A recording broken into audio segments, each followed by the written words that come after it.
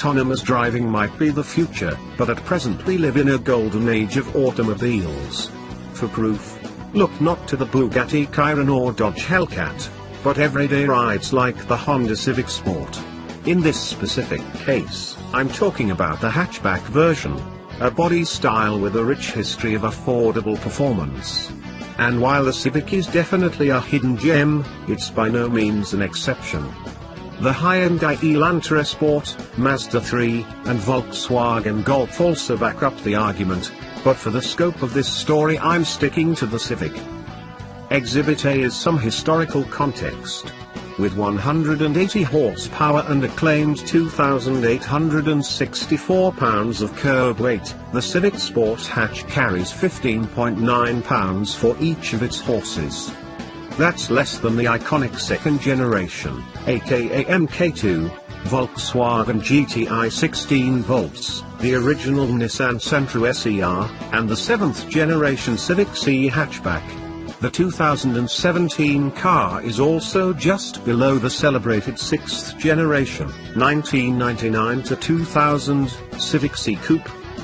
In today's dollars, that 1999 Civic would cost about $25,500 new, making the 2017 model's base price of $22,215 a bargain. And the old Civic didn't come with extras like stability control, side and curtain airbags, or automatic climate control. Like I said, golden age. To paraphrase scholarly papers, more research is needed to investigate these early findings. But a long weekend behind the wheel supports the hypothesis that the Civic Sport hatchback is at least worthy of mention in the same conversation as its historic forebears. First, there's the 1.5-litre turbocharged 4-cylinder, which makes 177 pound-feet of torque in manual, sport trim. Other small displacement turbo engines either pummel you with instant torque or feel dead until the boost comes in. Honda's motor makes the competition feel dumb. It's linear, smooth, and builds momentum as the tachometer rushes to the red line. Manual transmissions are so rare that any shifter deserves a critical pass just to encourage more people to try shifting for themselves. But this is one of the good ones. The seats are adequately supportive, and the pedals line up just right for heel-toe maneuvers. In the Civic, you find yourself charging hard in weird places, like going hard on the brakes coming up to an empty intersection or letting out an audible at the sight of an empty on-ramp.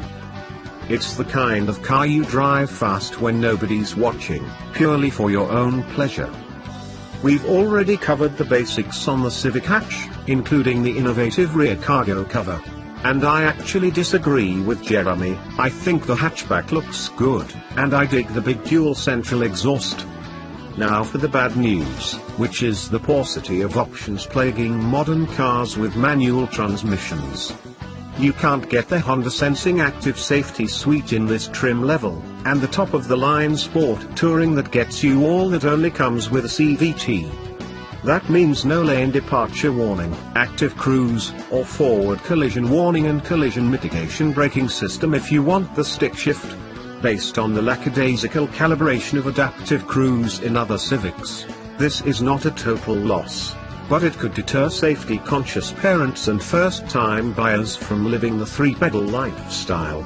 And while the radio is blessedly simple with both the volume and tuning knob, there's no touch screen, which means no Apple CarPlay or Android Auto like in pricier Civics. The Civic hatchback is one of those rare cars where the solid fundamentals make up for the lack of available modern convenience. Heck, even the old-school keyed ignition becomes part of the Civic's recurring theme of driver engagement. The Civic Sport hatchback rewards the sentimental notion of enjoying the act of driving.